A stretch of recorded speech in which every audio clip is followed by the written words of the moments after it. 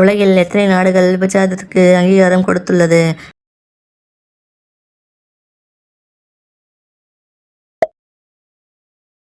அந்த உறவின் போது பெண்கள் உச்சகட்டம் அடைய ஆண்கள் எங்கு தீண்ட வேண்டும்?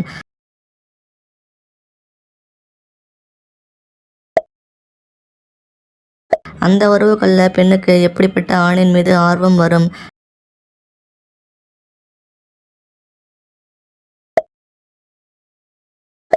அந்த உறவில் ஈடுபடும் போது பெண்ணின் அந்த உறுப்பு இறுக்கமாக இருந்தால் என்ன அர்த்தம்?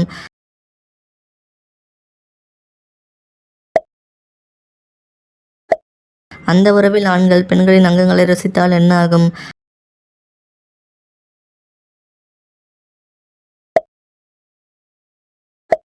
அந்த உறவின் போது ஆண்கள் ஏன் குறைந்த நேரத்தில் உச்சம் அடைந்து விடுகிறார்கள்?